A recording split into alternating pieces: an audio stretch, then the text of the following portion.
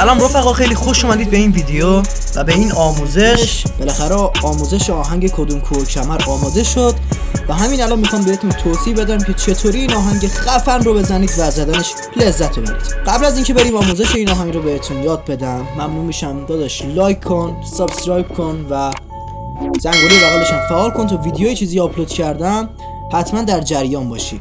حتما این کارهایی که گفتم رو انجام بده چون واسه من یک نوع انرژی هستش. بریم برای ادامه ویدیو.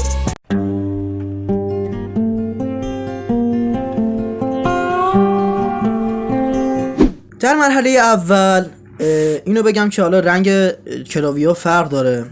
اگر خواستید بهتون بگم که چطوری رنگ کلاویه رو عوض کنید بهم توی قسمت کامنت ها بگید تا واسهتون آموزشش رو بذارم.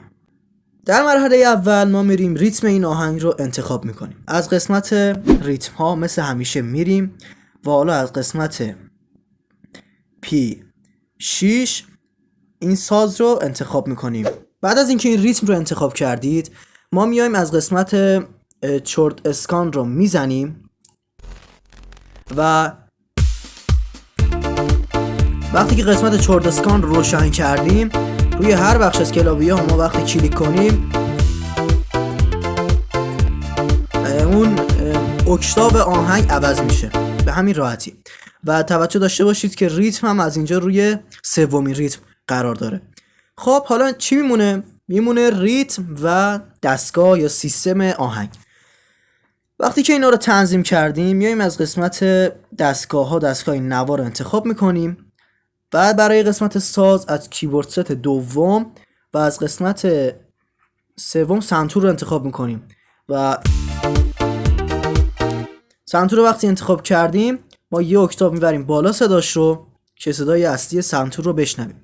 الان شما نگاه میکنید که من وقتی که کلاویه رو میزنم شروع میکنه به پخش ریتم. نگاه کنید اما ما اینجا صدای سنتوری نداریم.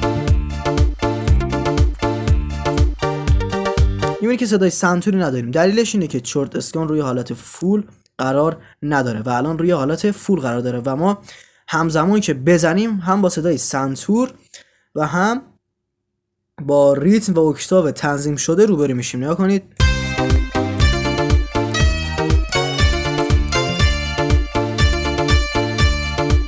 بعد از اینکه این آهنگ رو زدم بهتون میگم که چطوری این آهنگ رو بزنید. نوت‌ها و اعداد این آهنگ رو بهتون آموزش میدم. بریم برای زدن این آهنگ.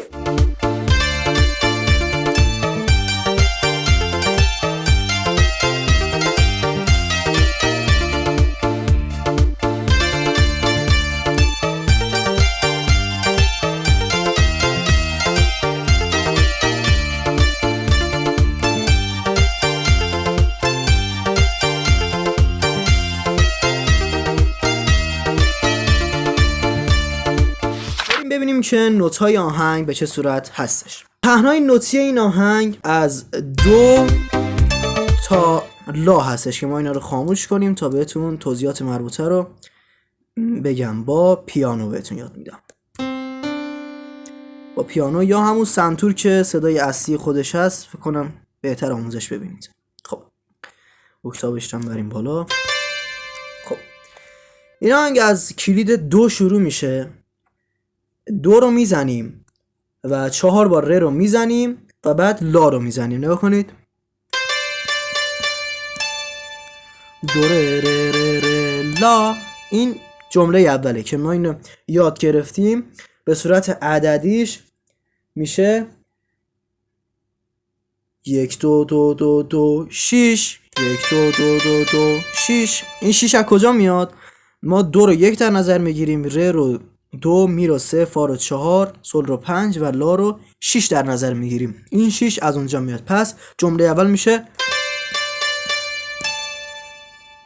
اینو که ما یاد گرفتیم. حالا میتونیم همراه با ریتم هم بزنیم.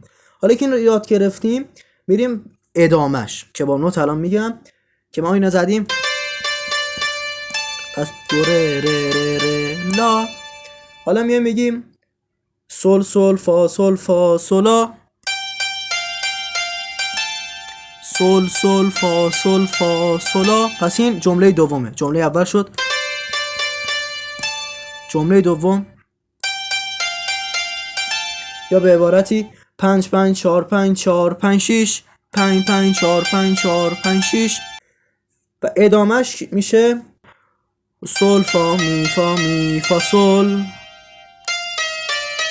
اینم که دیگه جمله آخره دیگه. پس ادامهش هم میشه 5 4 3 4 3 4 5. بعد ادامهش هم میشه 4 3 2 3 2. پس روی 2 تموم میشه. اینا رو که من گفتم رو میتونید آروم کنید ویدیو رو اگه بخواید واقعا یاد بگیرید و هی تمرین رو تکرار کنید. من همین الان هم به صورت اعداد گفتم و هم به صورت نوت گفتم. حالا بخش اوج آهنگ رو باید خودتون تمرین کنید و یاد بگیرید. بخش مثلا اوج آهنگ رو اگه تونستید بزنید واسه هم از قسمت تلگرام بفرستید. من یه پیوی میذارم روی بیوگرافی کانال، به اون به اصطلاح پیوی بفرستید، من توی کانال قرار میدم و از شما حمایت میکنم. پس یادتون نره که توی کانال تلگرامی ما هم عضو بشید و اینستاگرام ما هم میاد اونجا هم عضو بشید. توی قسمت دیسکریپشن به اصطلاح لینک هر دو اینا رو گذاشتم. ممنون که تا اینجا رو ویدیو رو نگاه کردید. شما رو به خدای بزرگ میسپارم. با لایک و سابسکرایباتون به من انرژی بدید. شما رو به خدای بزرگ میسپارم. خدا نگهدار.